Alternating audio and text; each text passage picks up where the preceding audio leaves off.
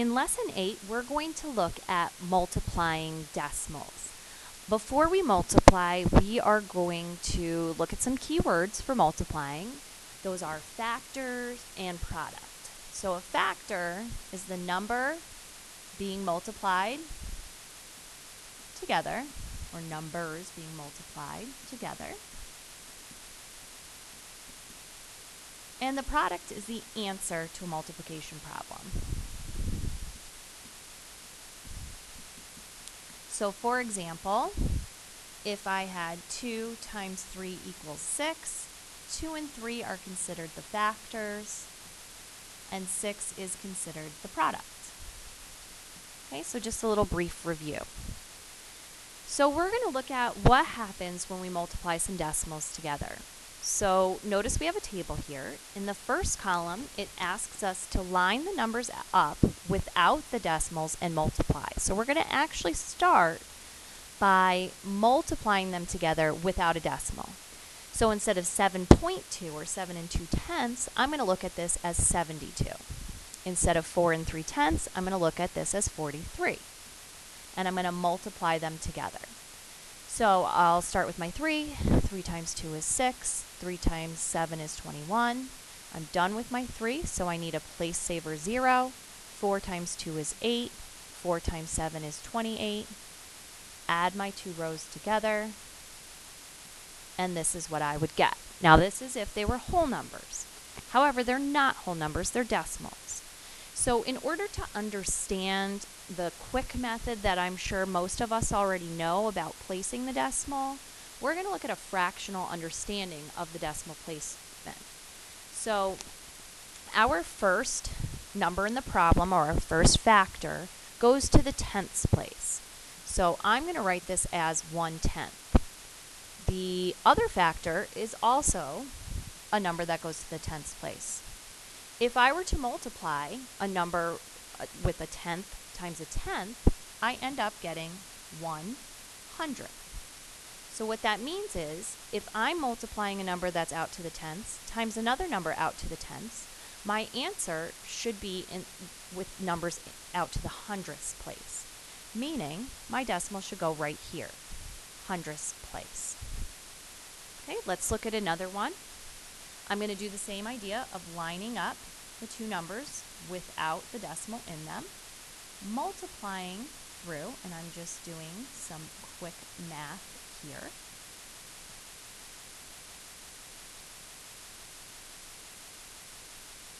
And getting my answer. To look at the fractional understanding for the decimal placement, this first factor goes to the hundredths place. The second number goes to the tenths place. 1 times 1 is that 1. 100 times 10 just means to take the 100 and attach a 0 to it. So my answer would be the thousandths place. So that means I want my answer to go out to the thousandths place. Looking at the next one, I'm going to line them up as though there was no decimal. So this one's going to be a little different. So here I'm just going to use the 25, not the 0 in front of it, and the 4.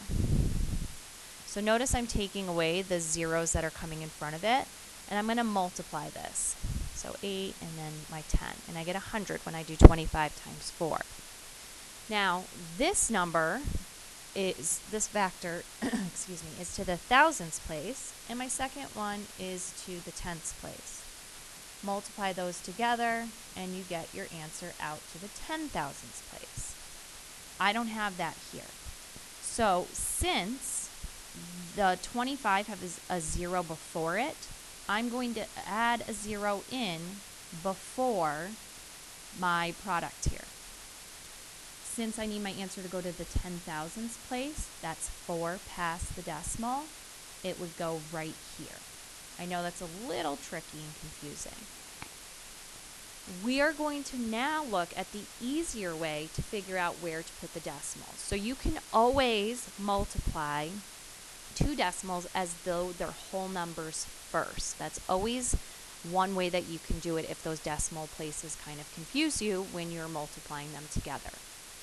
The trick way of figuring out where the decimal goes in your answer is to count the number of decimal places in the entire problem. So for example, in this one, there's 1 digit after the decimal. In this one, there's 1 digit after the decimal. All together in the entire problem, there are a total of 2 digits past decimal points. So when I do it, I would have it like this. I would show 1 after makes 2 after the decimal. My answer should have 2 digits after the decimal. I know some people also say from the end of your number, you move it in 2 places. Either way works. So in the next one, I have 2 digits after the decimal here, plus the 1 digit after the decimal here, makes a grand total of 3 after the decimal. 1, 2, 3, or 3 spots in from the end. 3 digits after the decimal here, plus 1 digit after the decimal here, for a grand total of 4 after the decimal in my answer. 1, 2, 3, 4. 1, 2, 3, 4.